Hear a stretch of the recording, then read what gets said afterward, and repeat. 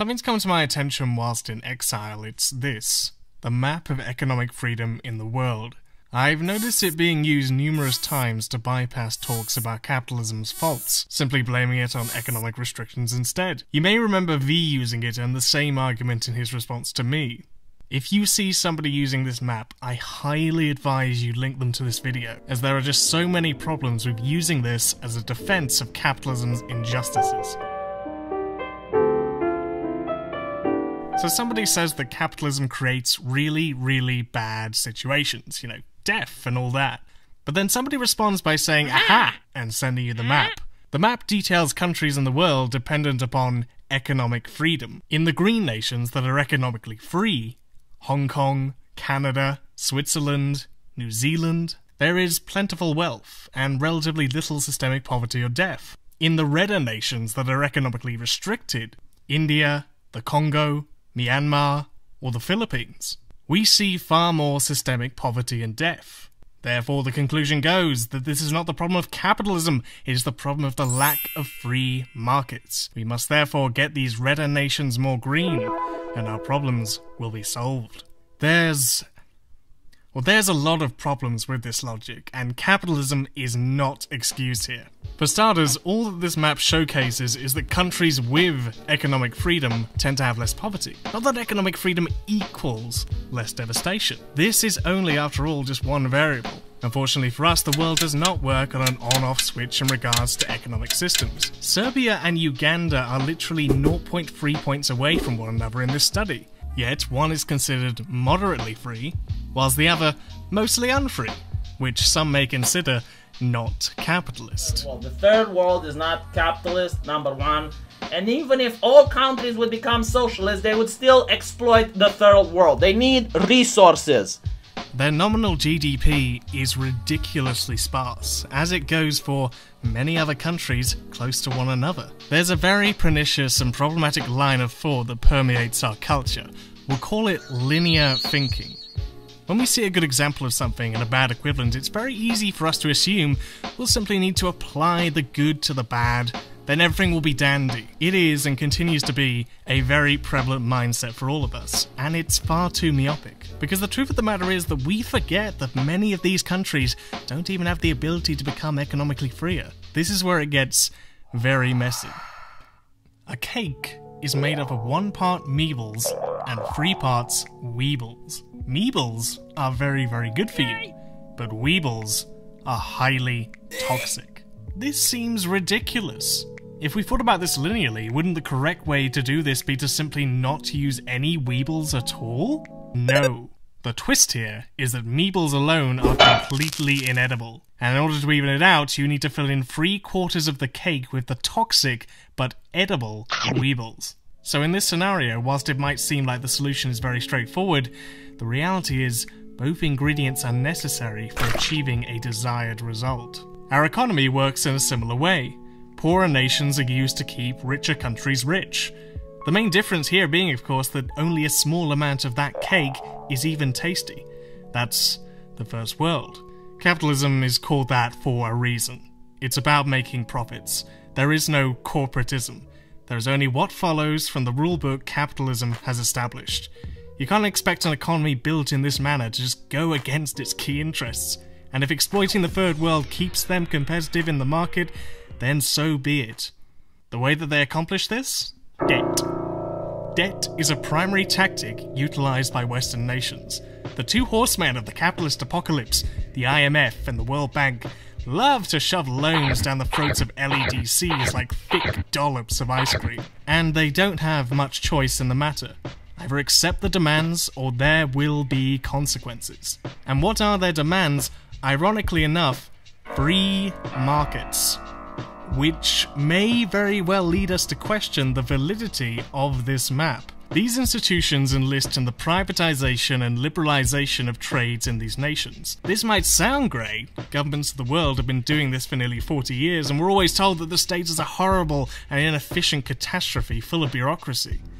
But when we see it in practice, the results are a massively retrenched public sector and total destruction of key services needed to help the citizens of these lands. These places will never pay their loans back, and that's the idea. When you're in debt, you are in a sense owned by someone.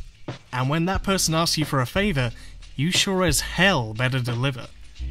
These structural adjustment programs, as they're called, have resulted in the destruction of national industry and a return to production and exportation of primary resources.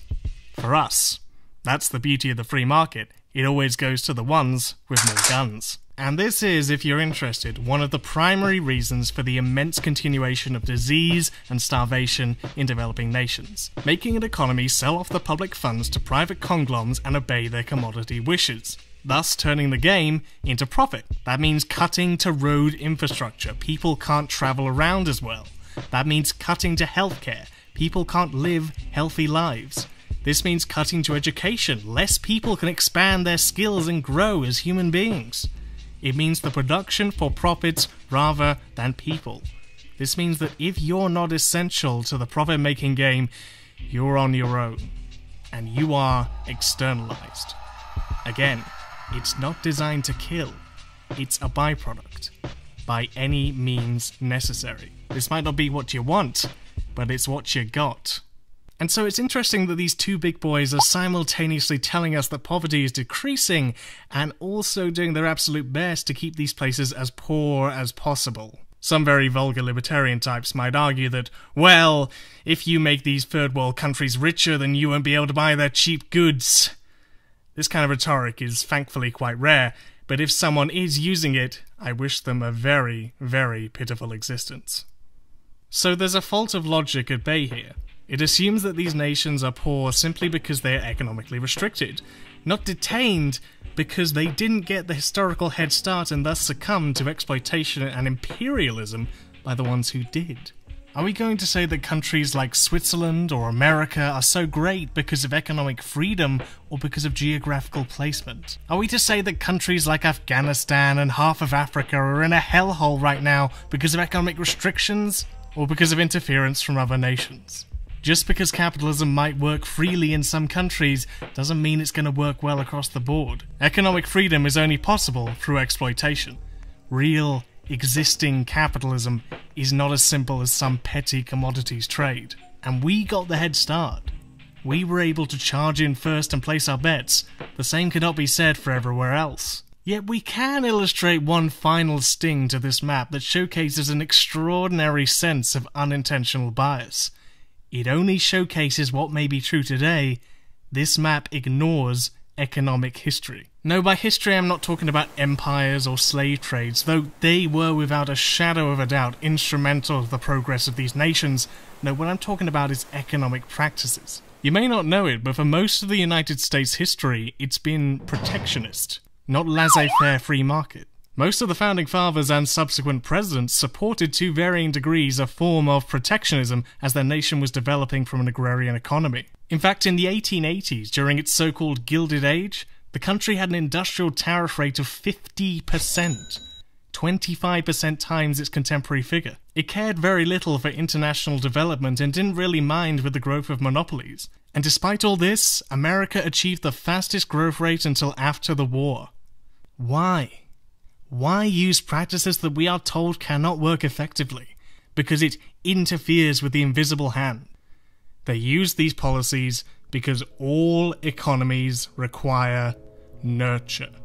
We don't just throw children into the wild and let them try and figure things out unguided and without help by using creative thinking. We train them. We train them into strong-willed model citizens with enough information in their head to let them be prepared for all the challenges that come their way. So-called free markets of today take huge advantage from the state-funded schools, where they get a whole decade full of necessary learning to be used in the larger economy.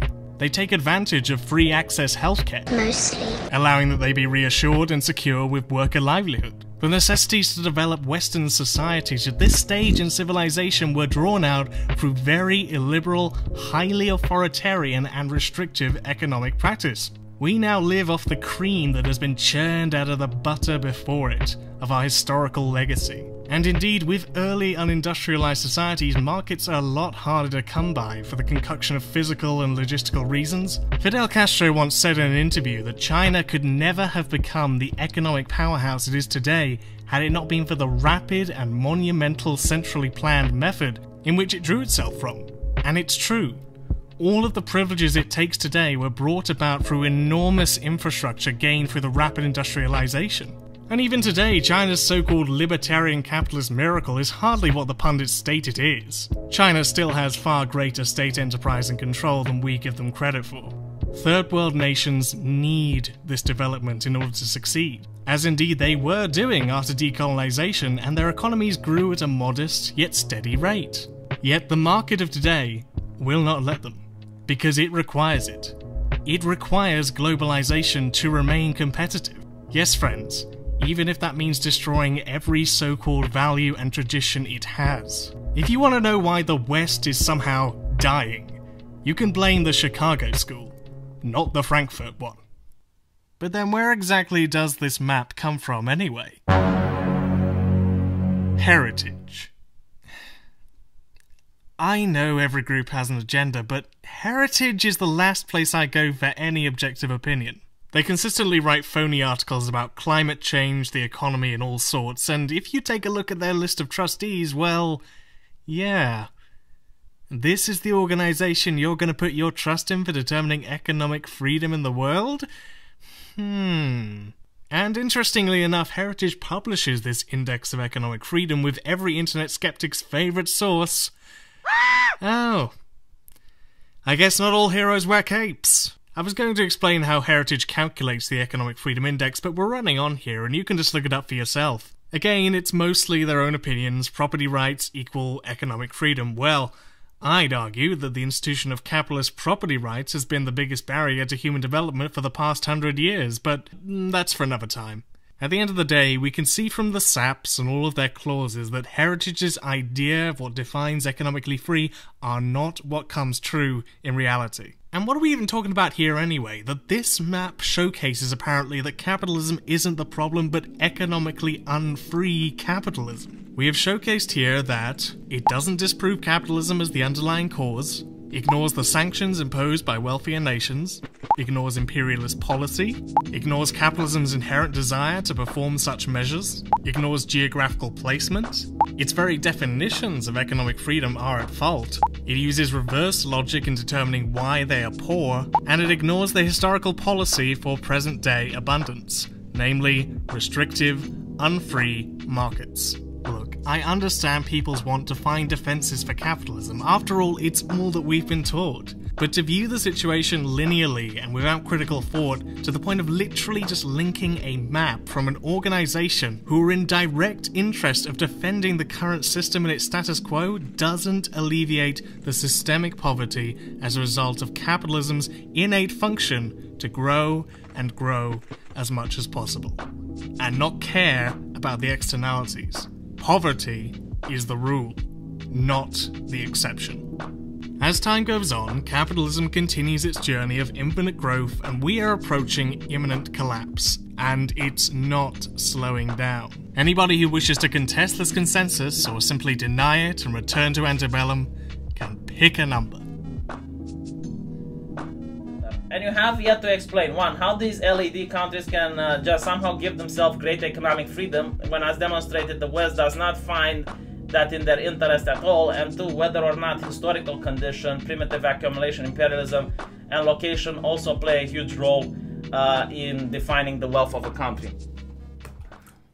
You don't understand human behavior.